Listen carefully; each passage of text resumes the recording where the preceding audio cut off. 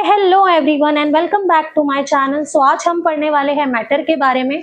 हमने इससे पिछले लेक्चर में क्या पढ़ा, some basic concept of chemistry, जो हमारा 11th साइंस केमिस्ट्री का फर्स्ट लेसन हमने स्टार्ट किया है। तो हमने उसके बारे में पढ़ा। क्या पढ़ा? केमिस्ट्री के बारे में मैंने आपको बताया, ब्रांच ऑफ केमिस्ट्री के बारे में बताया, नेचर ऑफ केमिस्ट्री, ऑर्गेनिक और इनऑर्गेनिक केमिस्ट्री के बारे में हमने पढ़ा पिछले लेक्चर में। उनका डिफरेंस भी हमने अच्छे से डिस्कस किया। ओके, सो ये लेक्चर में मैं आपको बताने वाली हूँ मैटर के बारे में। सो मैटर से रिलेटेड मैंने पहले भी वीडियो बना चुकी हूँ, लेकिन अभी हम क्या करें, टेक्स्ट बुक के हिसाब से जा रहे हैं, तो मैटर एक बार फिर से देख लेते हैं। सो मैटर क्या होता है? Anything that has mass and occupy space, मतलब कोई भी ऐसी चीज जो जिसका एक वजन होता है वो जगह घेरता है, सो उसको बोलते हैं मैटर। अब फॉर एग्जाम्पल ये मेरे हाथ में मार्कर है, अभी देखो ये मार्कर का भी एक अपना पर्टिकुलर वेट है, मास है। अगर मैंने उसको मेरे हाथ पे रख दिया तो उसने क्या किया, मेरे हाथ का कुछ हिस्सा उसने ऑक्यूपाई कर लिया, है ना। सो ये क्या हो गया, मैटर हो गया। सो मैटर ऐसी चीज होती है जिसके पास एक मास होता है और वो जगह घेरता है, सो उसको बोलते हैं मैटर। अब मैटर क्लासीफाई किया गया है on the basis of chemical composition. अब मैटर को क्लासीफाई किया जाता है किसके बेसिस पर? उसके केमिकल कंपोजिशन के बेसिस पे उसको क्लासीफाई किया जाता है। अब क्लासिफिकेशन देखेंगे, मैटर को दो क्लास में क्लासीफाई किया गया है। पहला है प्योर सब्सटेंस एंड सेकेंड है मिक्सचर। ओके, देखिए प्योर सब्सटेंस भी क्लासीफाई हो रहा है एलिमेंट्स और कंपाउंड्स में, एंड मिक्सचर भी हो रहा है homogeneous and heterogeneous mixture. Again element की कितनी क्लास में क्लासीफाई हो रहा है? 3 क्लास में, metal, metalloids and metal, non metal और मेटलॉइड्स। ओके, सो मैटर यहाँ तक क्लियर है आपको?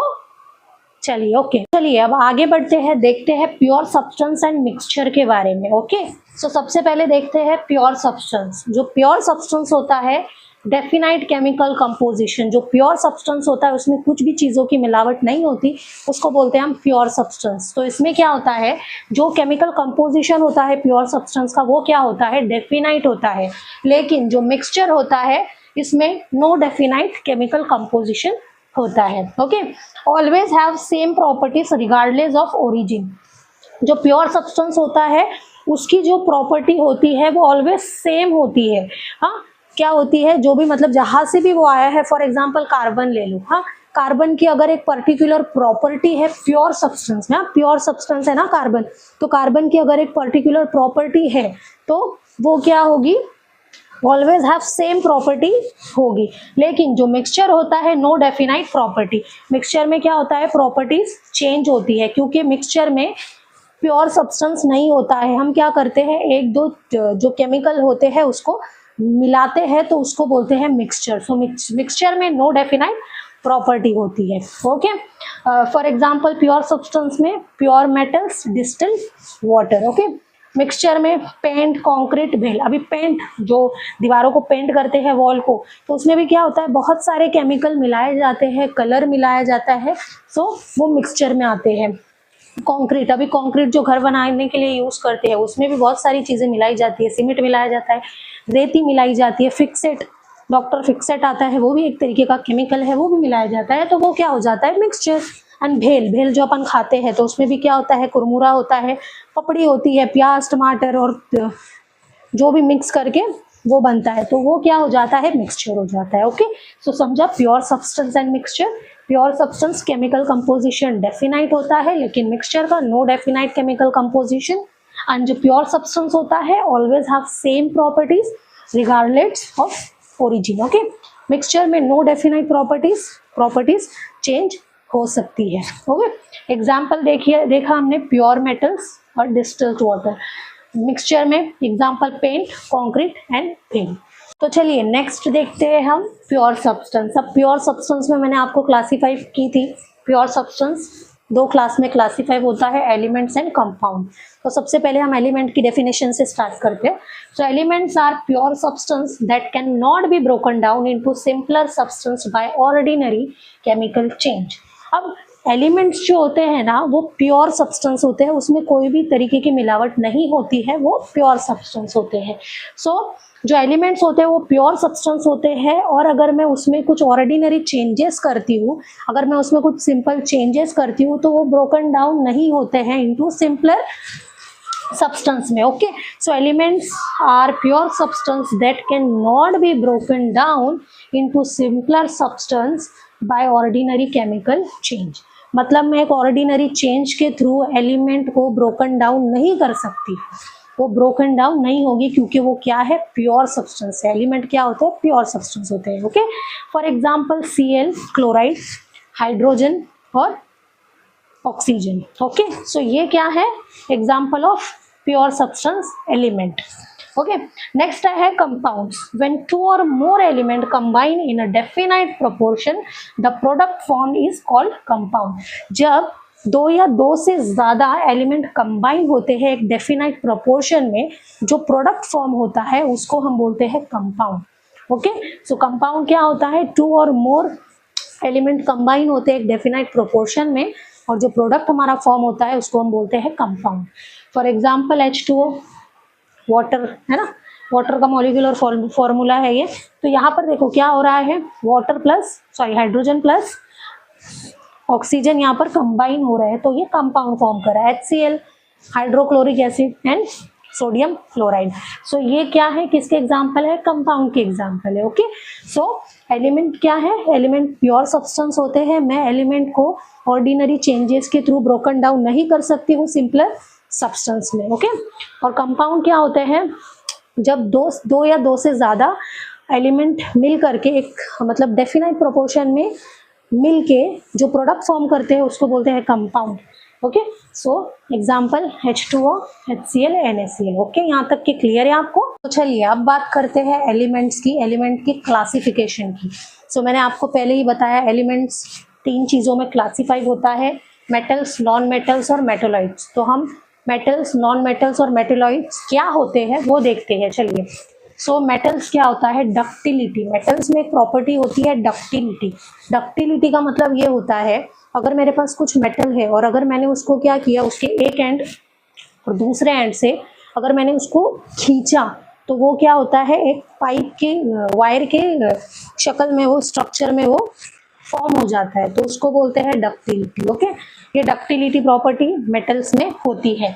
मेलेबिलिटी, अभी पतरा फॉर एग्जांपल कोई चीज़ है, मैं उसको हथौड़े से मार रही हूँ, सो वो क्या हो जाता है, चपटा हो जाता है. ओके, तो वो भी एक प्रॉपर्टी मेटल्स के अंदर होती है. नेक्स्ट आता है सोनोरिटी. अब सोनोरिटी में क्या होता है, अगर मैं उसके ऊपर जोर लगा रही हूँ, फोर्स लगा रही हूँ, तो साउंड प्रोड्यूस होता है, सो उसको बोलते हैं हम सोनोरिटी. तो ये भी प्रॉपर्टी जो है मेटल्स में होती है. मेटल्स क्या होते हैं, हार्ड होते हैं.